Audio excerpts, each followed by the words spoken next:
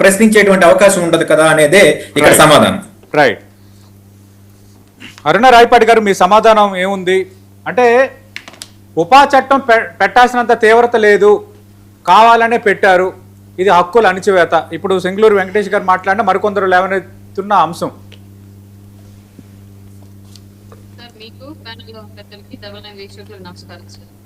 చట్టం ఏది పెట్టాలి అన్నది కంప్లైంట్ చేసేటువంటి వ్యక్తుల చేతుల్లో ఉండదు. సమస్య ఏముంది అనేది మాత్రమే కంప్లైంట్ చేసేటువంటి వ్యక్తుల చేతుల్లో ఉంది. చట్టం ఏది వర్తిస్తుంది అనేది సంబంధిత శాఖల చేతుల్లో ఉంటుంది. వాళ్ళు చేసినటువంటి కంప్లైంట్ కి, అక్కడ జరిగినటువంటి క్రైమ్ కి ఏ చట్టం వర్తిస్తే ఆ చట్టం మాత్రమే పెడతారు డిపార్ట్మెంట్ కి సంబంధించినటువంటి వాళ్ళు.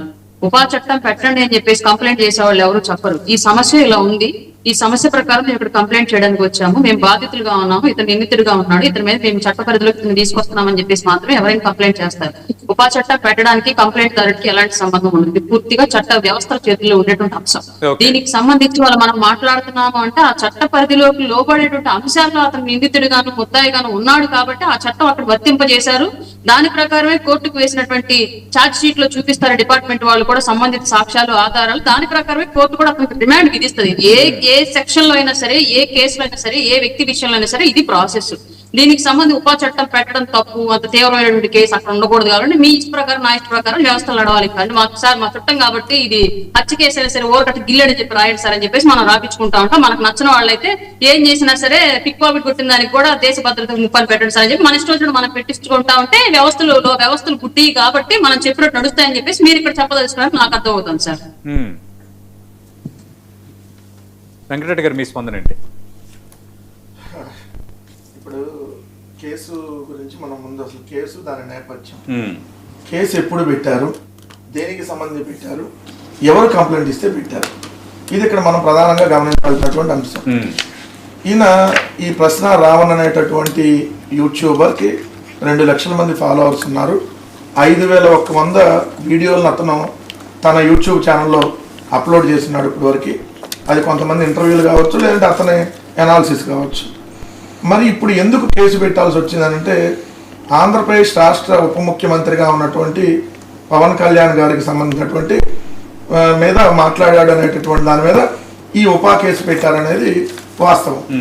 ఎందుకంటే క్లియర్గా దాంట్లో నో డౌట్, అంటే పవన్ కళ్యాణ్ని మాట్లాడాడు కాబట్టి దేశద్రోహం కేసు పెడతామని చెప్పి ఓపెన్గానే వాళ్ళు చెప్తున్నారు.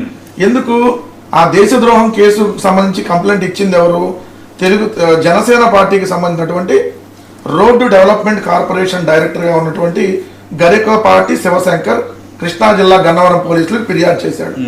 చేసిన దాని ప్రకారం ఏదైతే ఉప ముఖ్యమంత్రి మీద, అంటే ఉపమ్మ గారి మీద మాట్లాడినందుకు ఉపా కేసు పెట్టారని క్లియర్గా అర్థమవుతుంది. నేను చెప్పడమే కాదు సార్, ఈ దినపత్రిక మీ అందరికీ తెలుసు, ఆంధ్రజ్యోతి అనేటటువంటి దినపత్రిక తెలుగుదేశం పార్టీకి పూర్తిగా మద్దతు ఉండేటటువంటి దినపత్రిక. పవన్ పై అనుచిత వ్యాఖ్యలు, రావణ్ పై ఉపా కేసు, 5వ యూట్యూబర్ అరెస్టు, నెల్లూరు జిల్లా సెంట్రల్ జైలుకి తరలింపు, బచ్చలకూరి జోసెఫ్ అలియాస్ ప్రశ్న రావణ్ పై ఫిర్యాదులు, అరెస్టులు కొనసాగుతున్నాయి. ఇప్పటి వరకు 4 సార్లు అరెస్ట్ చేయగా కోర్టులు బెయిల్ మంజూరు చేశాయి.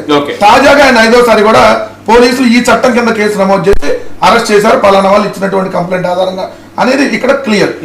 నేను ఒకటే సూటిగా అడుగుతున్నా, ఇప్పుడు ఇదే రావణ్ గారిని మీరు ఏ సందర్భంగా అరెస్ట్ చేశారు? ఏది ఇప్పుడు ఈ మావోయిస్టులు దాని మీద సపోర్ట్ గా మాట్లాడాడని అరెస్ట్ చేశారు అంటున్నారు కదా, ఇది దేశద్రోహం అంటున్నాం కదా మనం.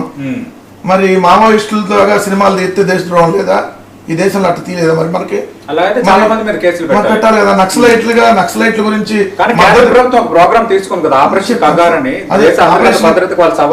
ఆపరేషన్ కగారు ఎప్పుడు తీసుకుంది? ఏ రోజు తీసుకుంది? హెడ్మా గారు చనిపోయినా తీసుకుందా? ముందుగానే తీసుకుంది కదా. మరి ఆచార్య సినిమా ఎప్పుడు వచ్చింది? సార్ ఆచార్య సినిమా?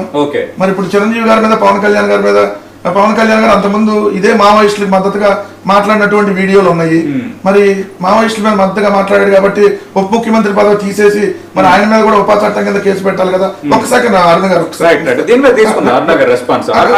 ఒక్క వాడు మాట్లాడి, ఇప్పుడు ఇదే ఉపా చట్టం కింద కేసు పెట్టారన్నప్పుడు ఈ దేశవ్యాప్తంగా 2014 నుంచి 2022-23 వరకు 12,000 మంది మీద ఉపా చట్టం కింద కేసులు పెట్టారు. 12,000 మంది మీద.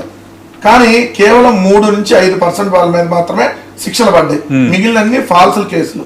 అంటే ఎవరినైతే ప్రశ్నిస్తారో, ఎవరినైతే వాళ్ళ రాజకీయ ప్రత్యర్థులుగా ఉంటారో వాళ్ళందరి మీద ఈ ఉపా చట్టాన్ని ప్రయోగిస్తున్నారని క్లియర్ గా నేషనల్ క్రైమ్ రికార్డ్స్ బ్యూరో లెక్కలు చూస్తే అర్థమైపోతుంది. Okay. ఇక్కడ కూడా ఇప్పుడు ఇతని మీద పెట్టినటువంటి కేసు డైరెక్ట్ గా మీరు మరి 5 నెలల క్రితం 6 నెలల క్రితం వీడియో మాట్లాడాడు కదా, అది దానికి సంబంధించి ఆ రోజు కూడా అది పబ్లిక్ ప్లాట్ఫామ్ లో ఉంది కదా, మరి ఆ రోజు ఎందుకు కేసు పెట్టాలని విధంగా పెట్టాలనుకున్నప్పుడు ఒకటి క్లియర్, పవన్ కళ్యాణ్ గారిని ప్రశ్నిస్తున్నాడని చెప్పి కేసు పెట్టారనేది వాస్తవం. Okay. ఇంకోటి కులాలు మతాలు ఈ అంశం కాదు, ఇది క్లియర్ గా వాళ్ళ పత్రికలే రాసి ఓపెన్ గా ప్రజలకు కూడా అర్థమవుతుంది. 4 సార్లు వరుసగా కానీ ఇప్పుడు కొందరు కులాలు, జాతులు, మతాలు అన్ని తీసుకొస్తున్నారు కదా, అంటే ఇద్దరు వ్యక్తుల మధ్య ఒక 2 ఇన్స్టిట్యూషన్ మధ్య జరిగిందని ఒక వ్యవస్థకి ఎట్లా ఆపదిస్తారు? నేను అందుకని ఇప్పుడు నేను రాయపాటి అరుణ గారు మాట్లాడినాక మతం టాపిక్ లో తర్వాత వస్తాను. రైట్ రైట్, మన అన్ని మాట్లాడతారు డీటెయిల్ గా. ఆయన మతం మీద మాట్లాడాడని ఏం కాదు కదా మీరు పెట్టింది కేసు. రైట్, ఇది ఏం సార్ దేశద్రోహం అంటే మతం మీద మాట్లాడిన దానిక, మావోయిస్టులు మద్దతు ఇచ్చిన దానిక సతీష్ గారు మావోయిస్టులు మద్దతు ఇచ్చింది ఎస్ కదా.